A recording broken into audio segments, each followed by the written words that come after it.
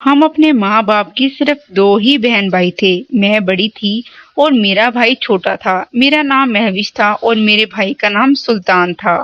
میں اپنی پڑھائی مکمل کر لی تھی اور اب میں گھر میں ہی رہتی تھی، لیکن میرا بھائی سلطان ابھی پڑھائی کر رہا تھا۔ وہ میٹرک میں تھا اور میرے بھائی کا آپس میں بہت زیادہ پیار تھا۔ میرا بھائی جب چھوٹا تھا تو میرے ساتھ ہی سویا کرتا تھا۔ اب اس کی عمر 16 سال ہو گئی تھی، لیکن ابھی بھی وہ بچپن والی باتیں بھولا نہیں تھا۔ بچپن کی طرح وہ میرے ساتھ اب بھی سونا چاہتا تھا، لیکن میں اسے منع کر دیتی تھی۔ اب تم بڑے ہو رہے ہو اور میں بھی جوان ہوں، اب ہمارا اکٹھے سونا مناسب نہیں ہے۔ تو میرا بھائی سلطان مجھ سے کہتا، باجی کچھ نہیں ہوتا، جب تک میں آپ کے پاس سو نہیں جاتا اس وقت تک مجھے سکون نہیں ملتا۔ میرا بھائی سلطان تو بیچارہ ابھی بچپن کی عمر میں تھا، اسے ان کاموں کا کیا پتا تھا کہ رات سونے سے میرے اوپر کیا بیتتی ہے۔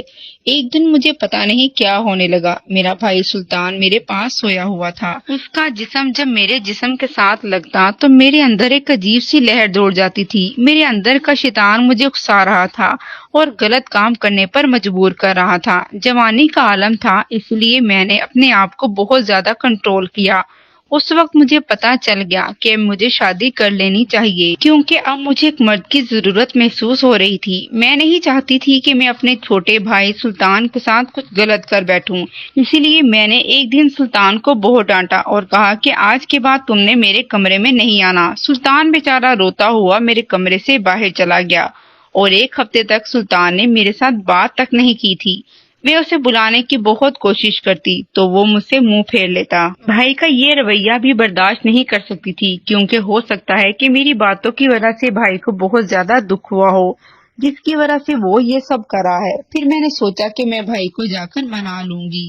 رات کو بھائی سویا ہوا تھا، میں اس کے کمرے میں گئی اور اسے پیار کرنے لگی اور کہا کہ اچھا بابا مجھے معاف کر دو، آج کے بعد تو میں تمہیں کبھی بھی منع نہیں کروں گی اور میرے پاس آ کر سو جانا۔ بھائی سلطان اس بات سے بہت خوش ہوا اور خوشی سے مجھے اپنے گلے سے لگا لیا اور کہا، باجی آپ بہت اچھی ہیں۔ اگلی صبح سلطان جب اسکول سے گھر واپس آیا تو سیدھا میرے کمرے میں آ گیا اور مجھے گلے لگا لیا۔ جو ہی میرے بھائی سلطان نے مجھے گلے لگایا تو میرے اندر کا شیطان بھی جاگ پڑا اور وہ مجھ پر حاوی ہو گیا۔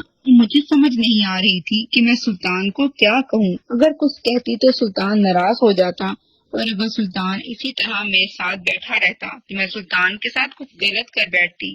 آخر کار میں اپنی جوانی پر کنٹرول نہ رکھ پائی اور میں اٹھی، اپنے کمرے کا دروازہ لاک کر دیا۔ تو بھائی نے کہا، باجی یہ آپ کیا کر رہی ہو، دروازہ کیوں بند کیا ہے؟ تو میں نے اپنے بھائی سلطان سے کہا کہ میں اسی وجہ سے تم کو اپنے پاس آنے سے روکتی تھی، کیونکہ مجھے پتا چل چکا تھا کہ میں اب جوان ہوں اور مجھے ایک مرد کی ضرورت ہے، اس لیے تمہیں اپنے پاس نہیں آنے دیتی تھی۔ اور جب بھی تم میرے پاس آتے تھے تو مجھے بہت کچھ عجیب سا محسوس ہوتا تھا، میرے دل میں تمہارے بارے میں غلط خیال آ رہے تھے۔ بس یہی باتیں کرتے ہوئے میں نے سلطان کو اپنے گلے سے لگا لیا اور اس کے ساتھ وہ سب کچھ کرنے کا ارادہ کر لیا ہے جو کہ نہیں کرنا چاہیے تھا۔ بھائی نے مجھے جب غیر حالت میں دیکھا تو بھائی میرے کمرے سے بھاگ نکلا۔ میں نے اپنے بھائی کو پکڑنے کی بہت کوشش کی، لیکن میرا بھائی میرے قابو میں نہ آیا اور بھاگ کر اپنے کمرے میں چلا گیا اور اندر سے دروازہ لاک کر دیا۔ میں بھی اپنے بھائی کے پیچھے اس کے کمرے میں گئی، لیکن اس نے دروازہ نہیں کھولا۔ پھر میں مایوسی کے عالم میں اپنے کمرے میں واپس آ گئی۔ تھوڑی دیر بعد جب میرے اندر کا شیطان مر گیا تو مجھے بہت شرمندگی محسوس ہو رہی تھی کہ میں یہ کیا کر بیٹھی ہوں۔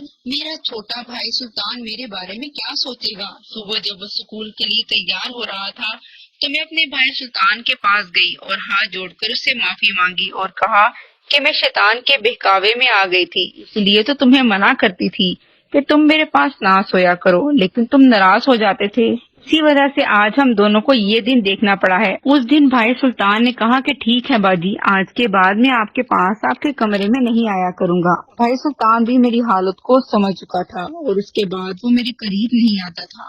پھر ایک سال تک میں نے اپنی شادی ہونے کا انتظار کیا اور اپنی جوانی پر کنٹرول رکھا، اور ایک سال بعد میری شادی ہو گئی اور میں نے اپنی تمام خواہشات جائز طریقے سے پوری کی اپنے شوہر کے ساتھ۔